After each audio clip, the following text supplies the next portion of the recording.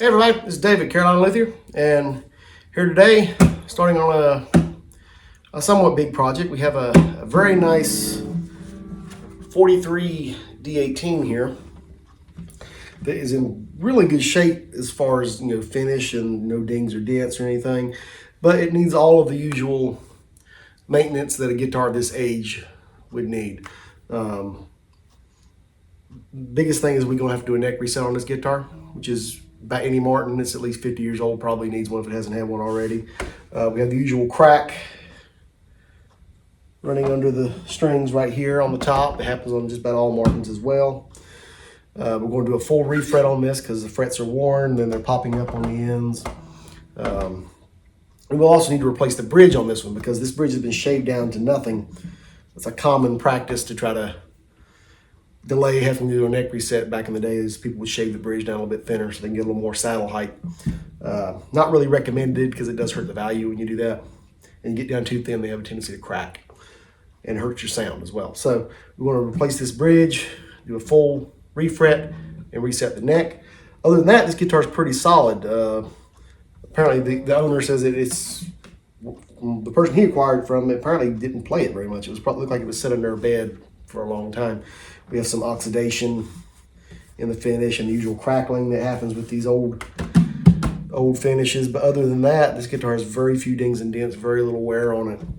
You just have this very thin bridge that obvious need for a neck reset and new frets. So, and also you want to do tuners because these old tuners a lot of times can be a little sticky, a little stiff. So we're going to put some nice newer replica tuners on it and then just hold on to the old tuners for its value.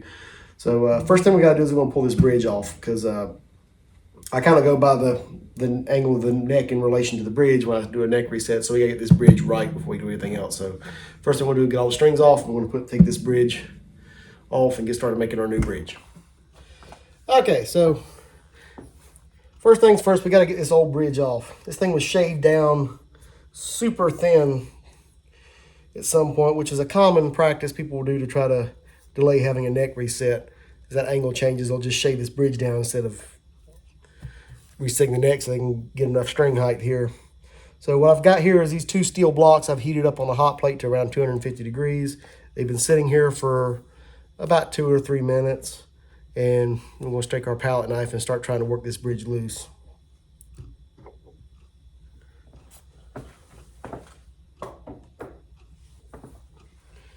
And this should come off fairly easy because this is an early Martin. This should have been done with hide glue, which melts with heat fairly easily. Newer guitars would have probably used more of a white wood glue, which does weaken with heat, but not quite as easily. Yeah, that's doing really nice. This will take 2 or 3 times. I'll start from one corner, go to the middle,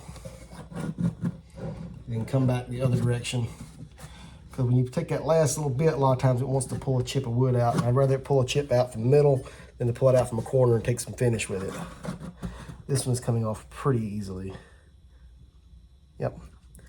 So I've heated this side, now we're going to reheat those blocks and we're going to come back on the other side and do the same thing.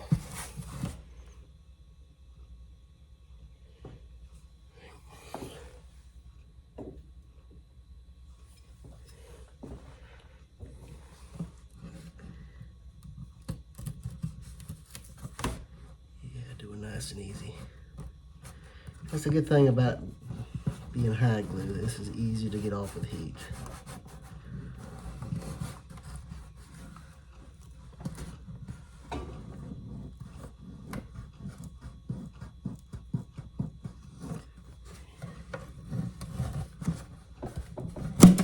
There it is. There you go. Come off clean. Hardly any wood with it. All right, so now we got our old bridge off. We're out here in the wood shop getting ready to start making our new bridge. You can see just how spindly this thing is. This would have originally been much thicker and it was shaved down probably a couple times. It was very common practice back in the day to avoid doing a neck reset because as the string tension pulls everything up over time, the action gets higher and you can trim the saddle down to a point to compensate for that. But eventually you run out of saddle. It gets down where it's flush with the top of the bridge. So what people will do is they would actually shave the top of the bridge down so they can have a little more saddle sticking up rather than resetting the neck. That's very common practice back in the day. Not really recommended because it hurts the value, number one. And number two, if you get down too thin, you'll start to lose some tone, and also just get so thin where it just has no strength in it. It just cracks and breaks, and then it can take some damage to the top, take some finish off with it. It's just a bad thing to do for the most part. Sometimes you'll still see people doing this with guitars that are not worth the expense of a neck reset. A lot of your old Japanese lawsuit era guitars are great sounding instruments, but their necks glued on with epoxy. They're a pain to get off, and they're not really worth a whole lot. So people will still shave these bridges down. But on a Martin like this, you don't want to do this at all. You know, and even with a guitar like that, cheaper one, you could only really want to go down so far with this. So, and this is probably about the skinniest one I've seen that has not already broke. So we're going to have to replace this. And we've got a nice piece of ebony here. This is an ebony bridge. Later D18s would be rosewood. This is a 43. This is ebony, as is the fretboard. So we're going to go ahead and I've traced the old bridge because the top profile is still good onto this piece, and we'll cut this out on the bandsaw and then shape it on belt sander and make us a new bridge.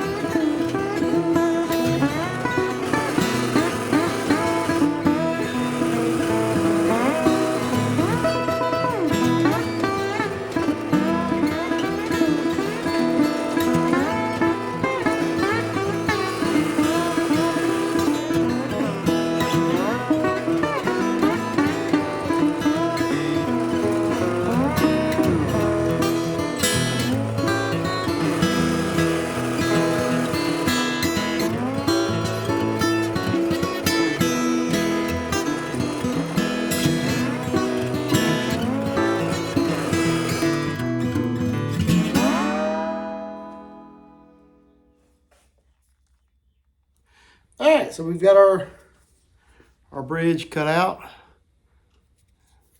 polished up nice. You can see it matches our old bridge. Our holes are a little smaller because I like to ream these out and bevel them and notch them after I have it on the guitar. So we just drilled them out just enough to get my reamer down in there. So we'll do our final fit after it's on the guitar. Same thing with our saddle slot. We'll cut that after it's glued down.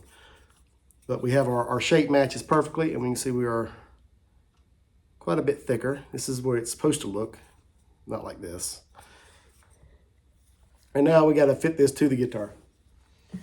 It's almost a perfect fit.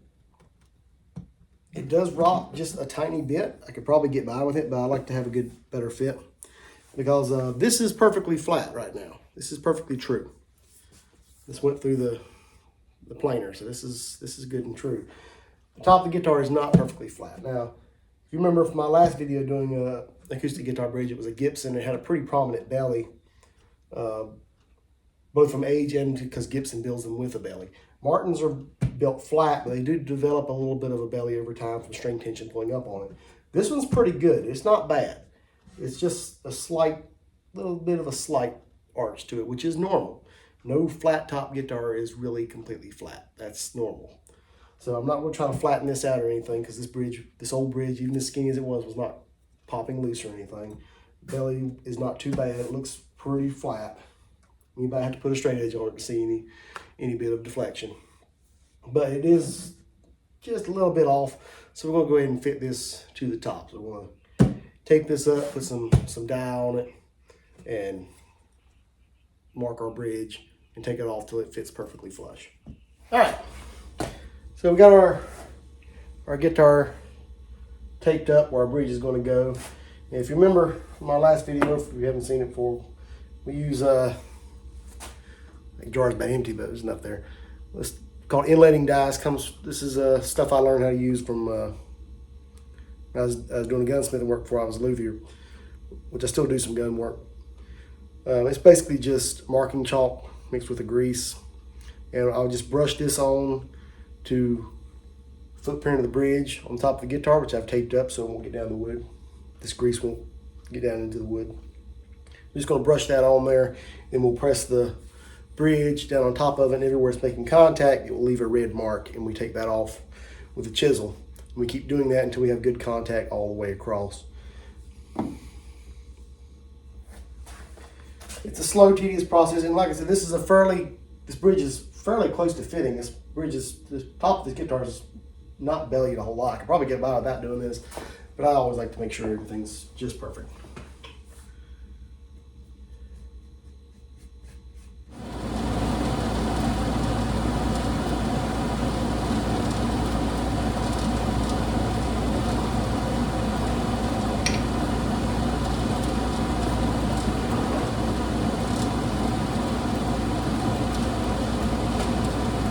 Press that down on there good, maybe slide around just a little bit.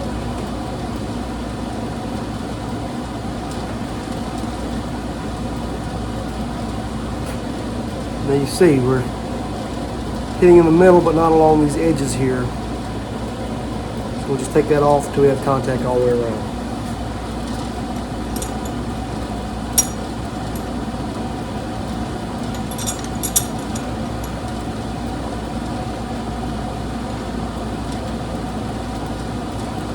What about doing this or anything with chisels is they need to be razor sharp because this ebony is very hard. It will be chipped rather than cut if your chisels aren't sharp. I always sharpen before I start doing this. Actually, there's a bare spot on my arm where I test my chisels by shaving some hair off my arm with it.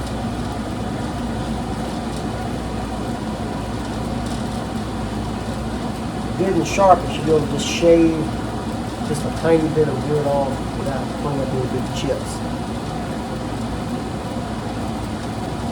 Some pieces of wood will cut harder than others, which way the grain is running. Sometimes a piece of wood will cut easier from one direction than it does from the other. Just cutting with chisels like this is just something that just takes a lot of practice to get the hang of.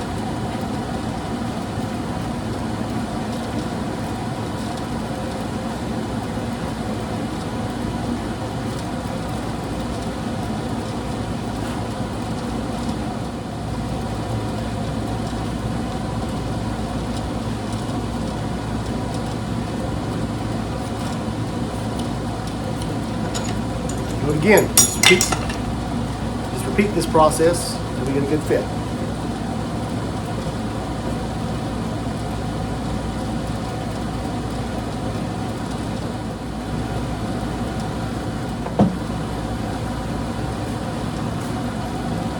Ready to fit already. This one's close, so it won't take very long compared to some of them like that. It's still a slow, tedious process.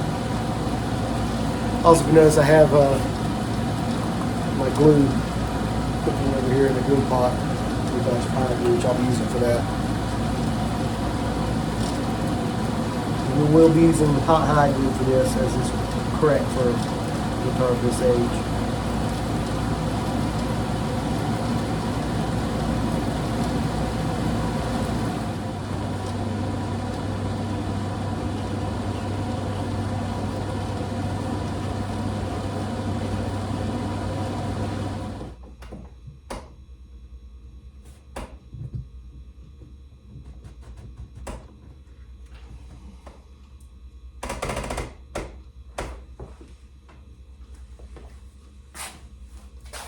That's probably about the best fit you're gonna get. That's probably 89, 85, 90% covered. All your corners and stuff are down. That'll do good. We're just gonna degrease this and call it done. All right, now we've got this fitted to the top. We got a very slick, shiny surface here on the bottom. That chisel just cuts it, leaves the surface as smooth as glass. That's not gonna take glue. These real dense, oily tropical hardwoods like ebony and rosewood don't like to take glue and finish anyways. When you get this slick, it's not going to stick. So you got to rough it up. And there's a couple different ways of doing it. I like to just use my good old pointed scraper and just cut a bunch of lines kind of crisscrossing across it. Give a nice rough surface that glue can stick to, allow the glue to get down into the fibers of the wood and really bond it to the top. If you would just glue this like this, it wouldn't hold, no matter what kind of glue you use. So just going to take our scraper and we're just going to cut a bunch of lines going this way, then come back and cut them going this way. And that'll give our glue something to stick to.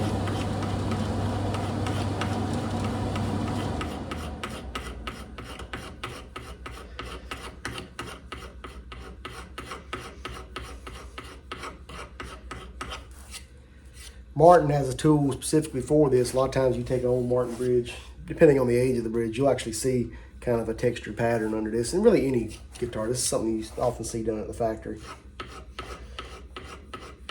Kind of hard to see on this bridge because there's enough glue stuck to it that kind of hid it. I didn't bother scraping it off because I'm not reusing that bridge.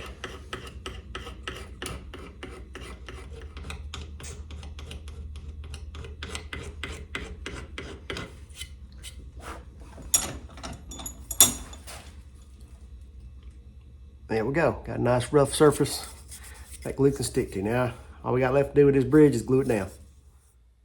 All right, so we got our bridge ready to go. We've got our top kind of taped up, so it only has one spot it can go because you got to move quick with this high glue. And that's what we are be using is hot high glue. So what would originally been done on this guitar is really, I think, the best glue for this type of job. We got to move very quickly because this stuff starts to set pretty much instantly.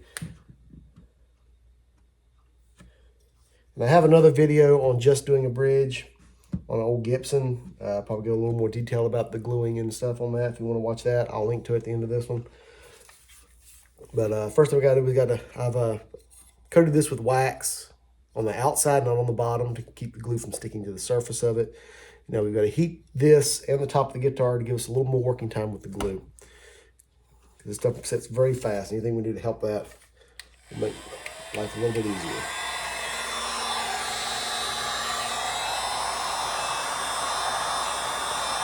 I just have the bridge here, just heating that. We'll also heat the top a little bit. I've got to be careful not to mess up the finish because the finish is kind of delicate on these other guitars.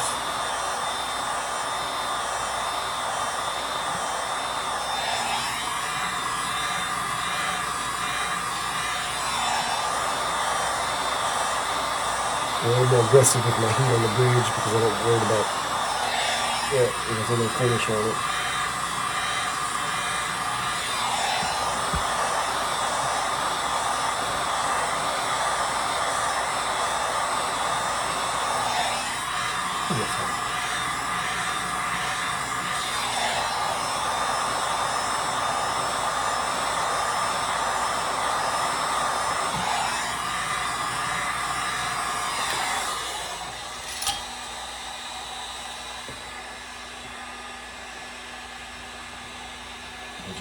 rub this on really nice and thick.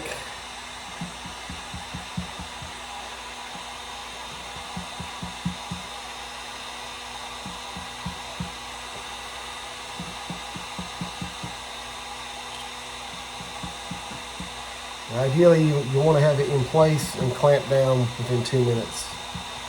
You're dealing with hot hygiene. This stuff sets very quickly.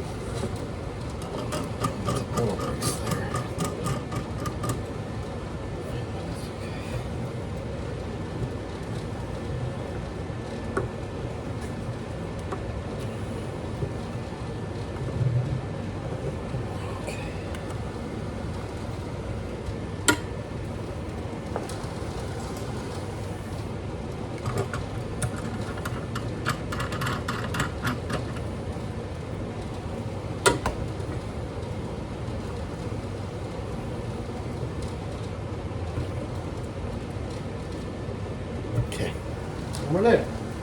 Let's put these down a little bit more.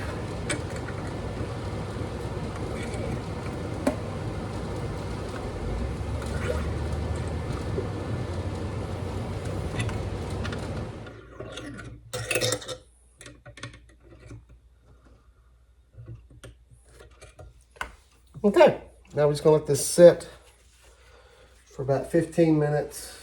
We can get some of this excess that got a couple little drops right there. I'm gonna get rid of. We'll let this sit for about 15 minutes. Give that glue a little bit of time to congeal, and then we can peel this tape off and clean up any excess. That should pull the majority of the glue that's oozed out off, and any that left behind, we'll just clean it off with some hot water. All right, we're going to peel this tape off very, very carefully so as not to pull up any finish. And this should pull up majority of the glue that is oozed out. We have to clean up a little bit with some hot water. Letting it sit like that allows it to congeal and kind of stick together. But it's not going to slick. Not going to want to stick to the slick surface of the finish. It's not going to want to stick to the bridge because I put wax on it. So the majority of it should peel right up. That's the idea anyways.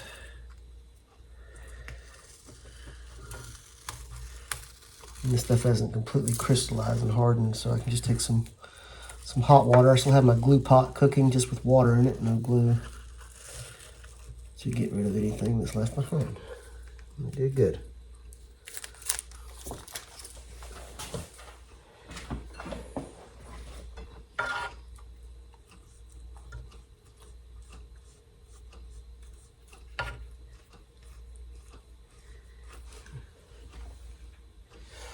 Can't see on the camera, but I just have my glue pot where I was heating my eye glue still going behind me with no glue in it, just keeping hot water.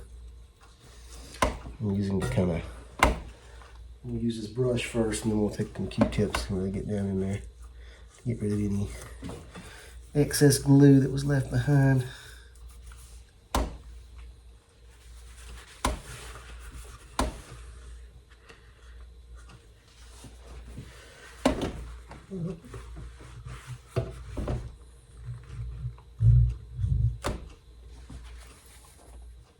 And not crazy hot. We don't want like boiling water or anything. It's just the same temperature I had it cooking with glue at 140. 140 to 160. So somewhere in that range.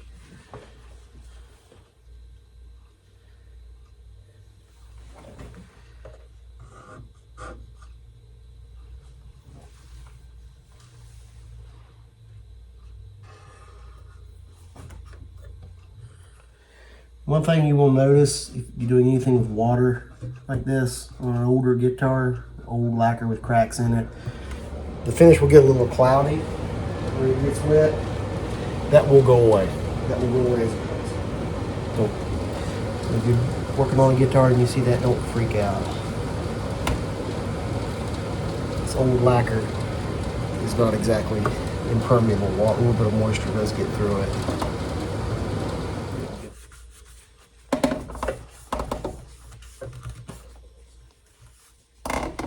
Alrighty, now we'll do it. That should be good to go. We'll let this sit overnight and we'll take the clamps off. If I was just doing the bridge, wasn't doing anything else, this guitar, after, you know, a day or two, I'd go ahead and put strings on it and set it up. But we got a lot more to do on this guitar, so that'll do it for this video. Next video in this, we'll probably go ahead and pull this neck off. So make sure you like, subscribe, whatever, so you don't miss that, and see you around.